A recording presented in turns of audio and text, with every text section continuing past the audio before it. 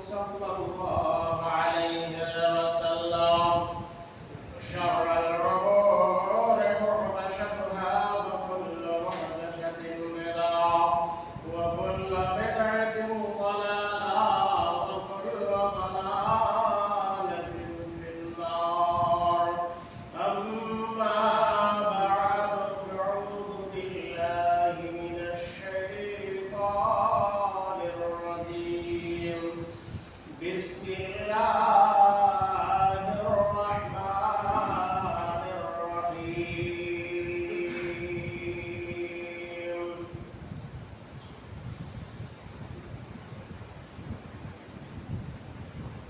ألم تر كيف فعل ربك بأصحاب الفيل ألم يجعل كيدهم في تضليل وأرسل عليهم طيرا أبابيل ترميهم بحجارة من سجيل فجعلهم كعصف مأكول وقال الله تبارك وتعالى في موضع آخر وتجاهدون في سبيل الله بأموالكم وأنفسكم ذلكم خير لكم إن كنتم تعلمون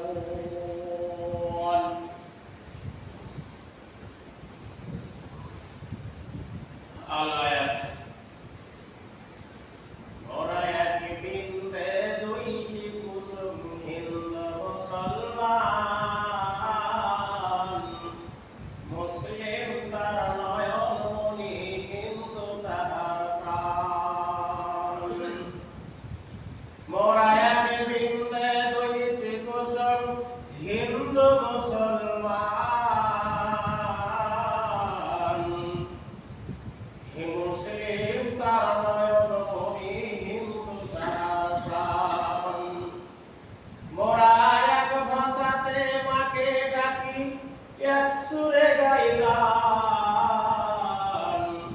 মোরা এক বিন্দে দুইটি কুসুম হিন্দু মুসলমান মুসলিম তার নয়নমণি হিন্দু তাহার প্রাণ মোরা এক বিন্দে দুইটি কুসুম হিন্দু মুসলমান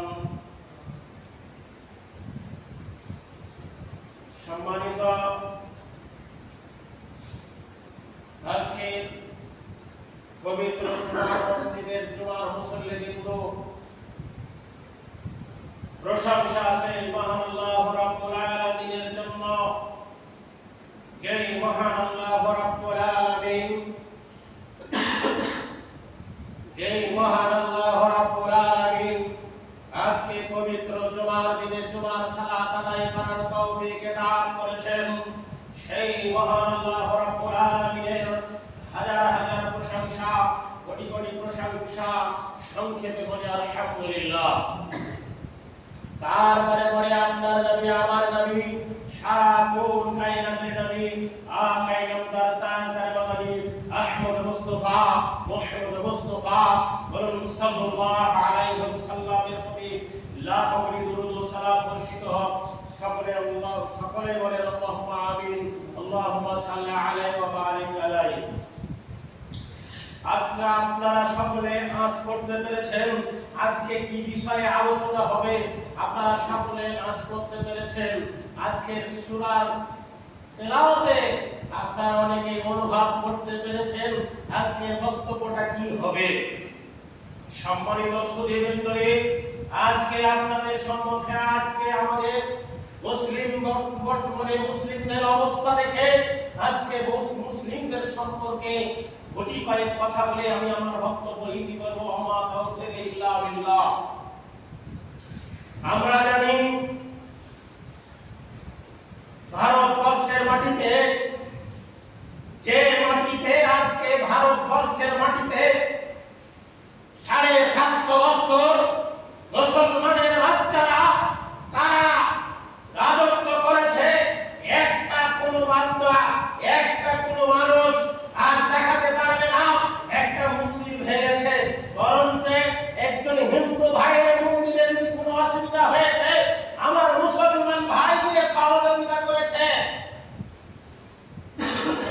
সম্মানিত উপস্থিতি,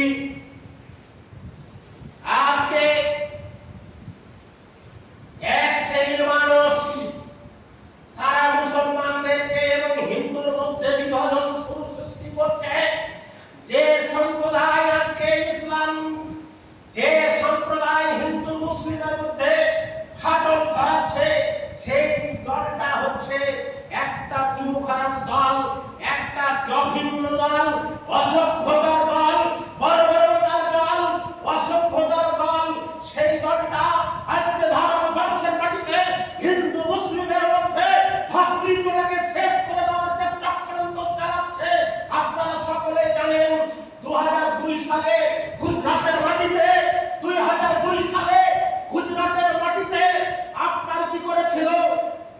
মুসলমানদেরকে যে ক্যামেরার মধ্যে মুসলমানেরা ছিল, সেই ক্যামেরাটাকে, সেই গাড়িটাকে পুড়িয়ে জ্বালিয়ে পুড়িয়ে শেষ করে দেওয়া হয়েছিল।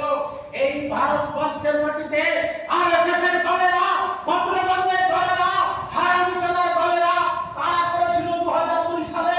তারা এই 2002 সাল থেকে নিয়ে এখন পর্যন্ত মুসলমানদের জন্য, মুসলমানদের উপরে অত্যাচার চালিয়ে যাচ্ছে। আপনারা সকলেই জানেন কিছুদিন আগে বাবরি মসজিদ নিয়ে কত আলোচনা হয়েছিল, প্রদর্শন করেছিল, কিন্তু আমরা সেই বাবরি মসজিদকে আটকাতে পারিনি। বাবরি মসজিদকে আমরা আটকাতে পারিনি,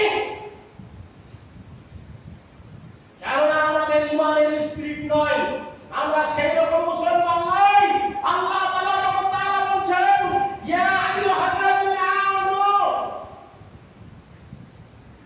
ইয়া আইয়ুহাল্লাযীনা আমানু, তোমরা আল্লাহকে মান্য করো, রাসূলের আনুগত্য করো এবং তোমাদের আমিরকে মান্য করো।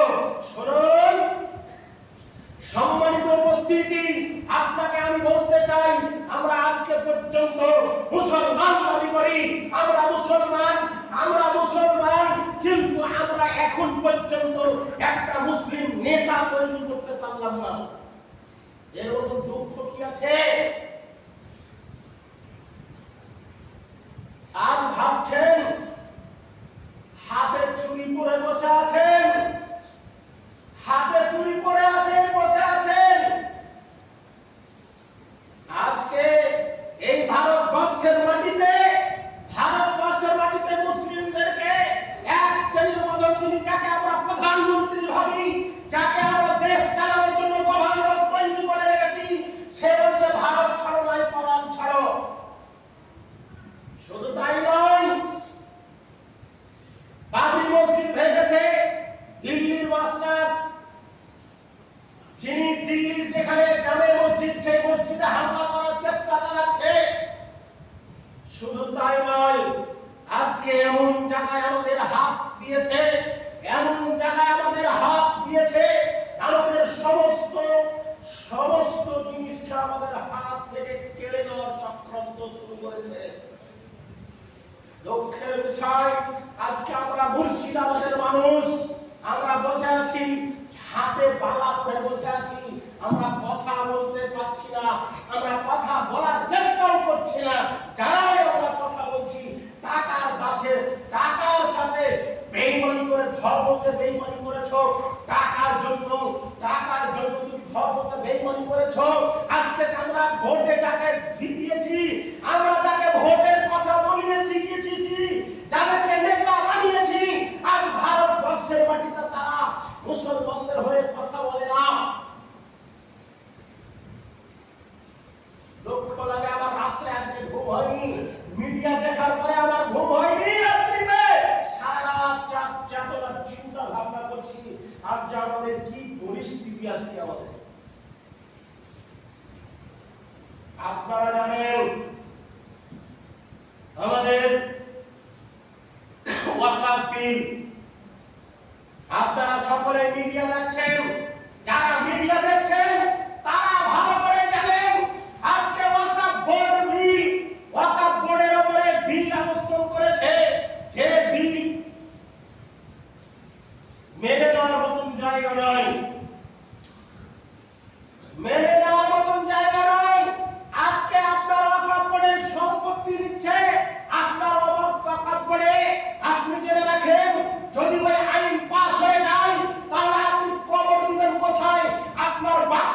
মাটি, আপনার বাগদাদার 14 বৃষ্টির মাটি, সেখানে আপনি কবর দিচ্ছেন।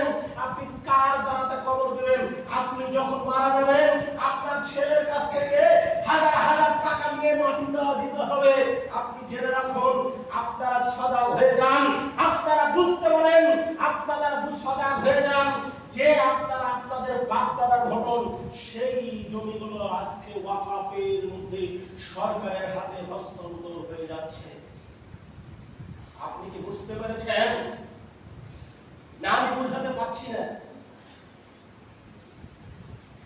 সম্মানিত উপস্থিতি, আপনাকে বলি, আপনি আপনার জায়গা, আপনার হক আপনি আদায় করার চেষ্টা করেন। আগামী সোমবার আমাদের বহরমপুর মাটিতে মিটিং আছে। আপনারা আমরা সকলে এক ঝুঁকে এক পাকে যাব। যাওয়ার পরে সেখানে বক্তব্য দিয়ে সেখান থেকে আমরা কলকাতা যাব। কলকাতা যদি না হয় দিল্লি যাব। দিল্লিতে গিয়েও যেভাবেই হোক আমরা সেই দিনকে ঠেকাবার চেষ্টা করব। এটাই আপনাদের কাছে আমার আবেদন। শুনুন, শুধু তাই নয়, ভারতবর্ষের মাটিতে শুনে রাখো, আব্রাহাম বাদশা টিকতে পারেনি, নমরুদ বাদশা টিকতে পারেনি, তুমিও টিকতে পারবে না। তুমি কার জায়গাতে বসে চ্যালেঞ্জ করছো? তুমি বলো, তুমি কার জায়গাতে, তুমি পরের বাবার জায়গাতে কেন তুমি লেকচার ছাড়ছো? যে জায়গাটা তুমি মসজিদে বসে, যে জায়গাটার মধ্যে তুমি লেকচার ছাড়ছো, যে জায়গাটা তুমি পাস হয়ে বসে পার্লামেন্টটা কার? তোমার বাবার, তোমার বাবার, তোমার বাবার নয়। ওই জায়গাটা হচ্ছে আমার বাবার, আমার বাবার, আমার রক্তের মাটিতে বসে আছে, আমার রক্ত নদীতে মিশে আছে, ওই জায়গাটা আমার। সম্মানিত উপস্থিতি, শুধু তাই নয়, ভারতবর্ষের মাটিতে, কলকাতার মাটিতে, মুর্শিদাবাদের মাটিতে আজ এক নয় দুই নয়, অনেক জমি আজকে আমাদের ওয়াকফ হয়ে আছে। আপনি ভাবছেন মৌলানা সাহেব আপনার ওয়াকফ দিয়েছে লেখা, কিন্তু আপনি যে ওয়াকফ দিয়ে দিবেন, আপনি সালাত আদায় করবেন কোথায়? আপনি যে সালাত আদায় করবেন, কিভাবে সালাত আদায় করবেন?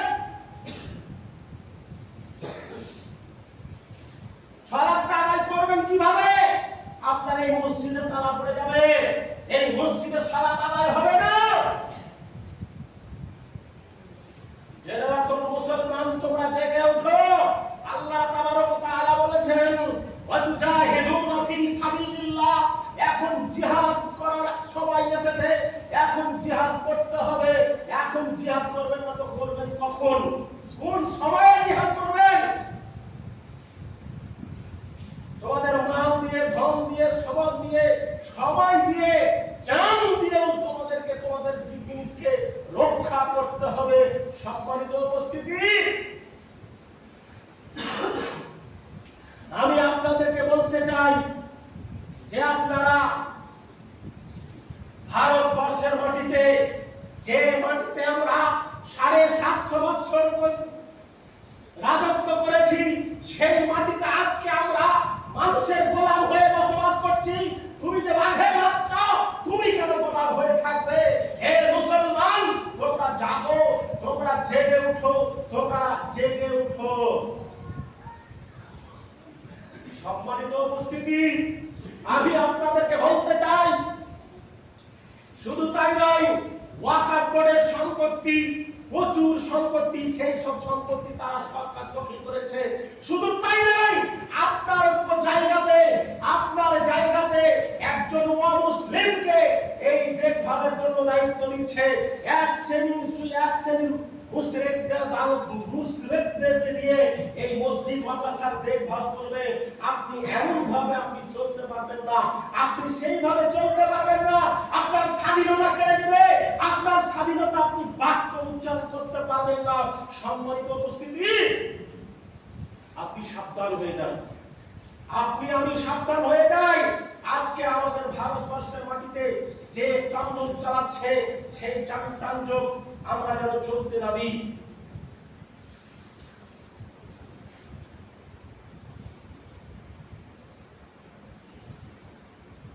এমন ভাবে বলছে 18 বছরের নিচে যদি কোনো বালক সম্পত্তির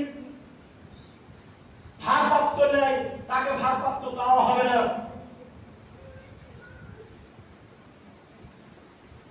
আল্লাহ তাবারক ওয়া তাআলা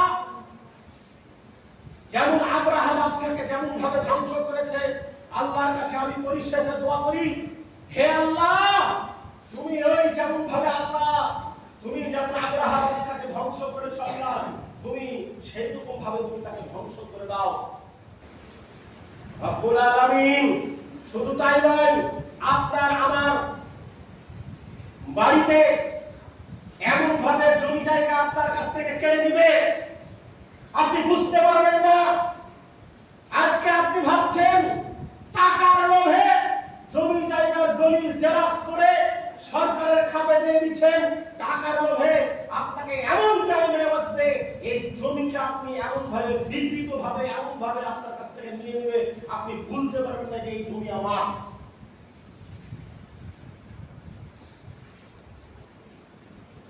এই জমি আমার এই কথা বলতে পারবেন না।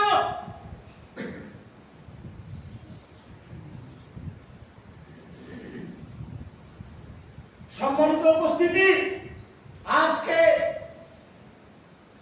শুধু তাই নয়, গুজরাটের মাটিতে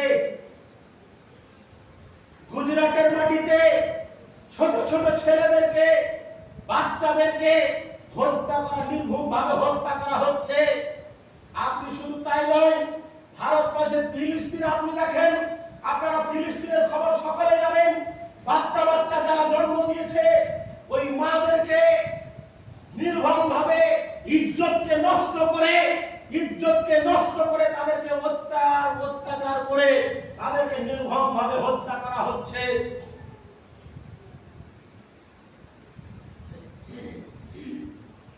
সম্মানিত উপস্থিতি, আমি আপনাকে আরো কত তথ্য দিব। ভারতবর্ষের মাটিতে শুধু তাই নয়, 2003 সালে আমাদের বরিষ্ঠ নেতা তাকে হত্যা করা হয়েছিল। সে জায়গাটা ইরাকের মাটিতে সেই মানুষটাকে হত্যা করেছিল, তাকে ঈদের সালাত আদায় করতে দেওয়া হয়নি।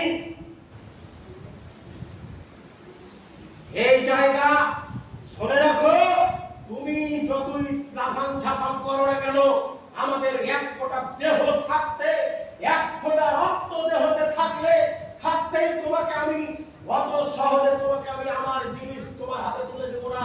যেটা রাখো, আমি মুসলিম, আমি জনমানবীর মুসলিম, আমি মরলে গা শহীদ, বাঁচলে গাজী। জেনে রাখো, আমার এক ফোঁটা রক্ত থাকতেই ভারতবর্ষের মাটিতে আজকে আমরা যে নেতৃত্ব দিয়েছি, আমরা যে সমস্ত নেত্রী ভারতবর্ষের মাটিতে এক শ্রেণীর মানুষ বলছে মুসলমানদেরকে ধরবো আর ধরে চ্যাংদোলা করে টেনে নিয়ে ফেলে দেবো। আরে বাপে, তুমি কত বাপের বেটা আছো? তুমি মুর্শিদাবাদের মাটিতে এসো, তুমি পুলিশ প্রশাসন বাদ দিয়ে তুমি কত বাপের বেটা আছো? তুমি কোন মায়ের দুধ খেয়েছো? তুমি একাই এসে দেখো মুর্শিদাবাদে তোমাকে যদি কচু কাটা করে ডাকো।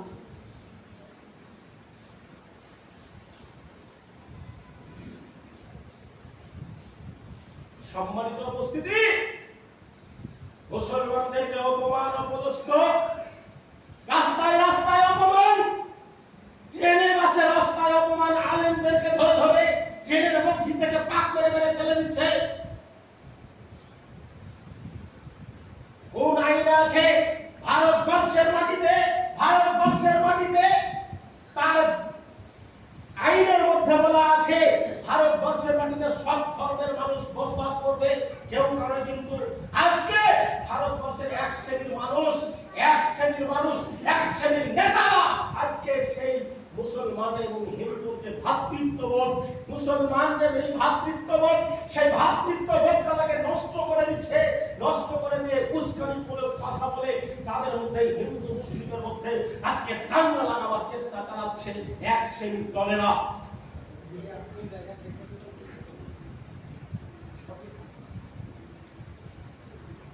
আজ মুসলমান, তুমি তোমার হাতে চুরি করে বসে আছো, জাগতে হবে। জাগবে না তো কখন জাগবে? এখন জাগবে না তো জাগবে কখন? এখন আমাদের পিঠ ঠেকে গেছে দাঁড়ালে, এখন জাগবে না তো জাগবে কখন?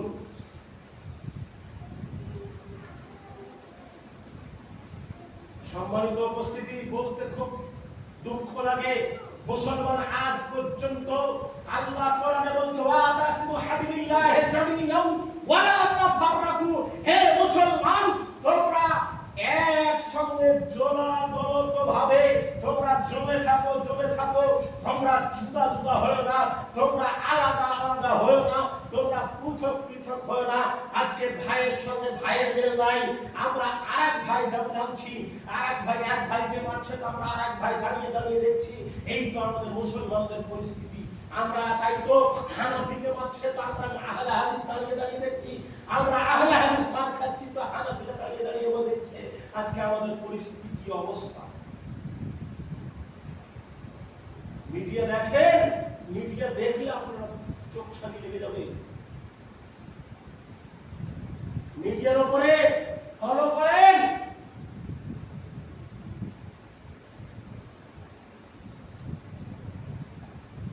আপনি আমি শুধু বুঝতে পারছি না ভারতবর্ষের বাইরে কিভাবে মুসলমানদের উপর নির্মম ভাবে হত্যা অত্যাচার চলছে, আপনি আমি বুঝতে পারছি না। মুসলিম সংখ্যা আমাদের এখানে বেশি বলে হয়তো আমরা কিছু বুঝতে পারছি না, কিন্তু বাইরের কি পরিস্থিতি আপনি একবার দেখেন, মিডিয়া খুলেন।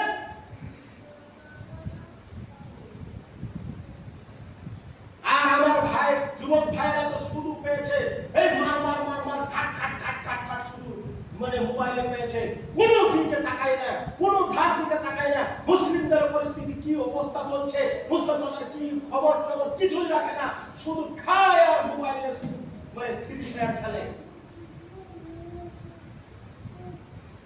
তোমাদেরকে লজ্জা লাগে না? তোমাদেরকে লজ্জা লাগে না? তোমার ভাই মার খাচ্ছে, তোমার ভাই ঝগড়া করতে গিয়ে মার খাচ্ছে, আর তুমি দাঁড়িয়ে দাঁড়িয়ে বসে বসে বসে বসে কি ভাবছো? কিভাবে তুমি কি তোমাদের পেস্টিজে একটু বাঁধে না?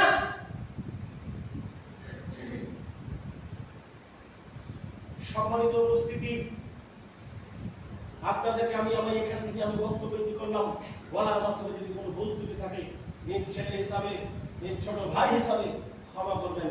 আসসালামু আলাইকুম ওয়া রাহমাতুল্লাহি ওয়া বারাকাতুহু।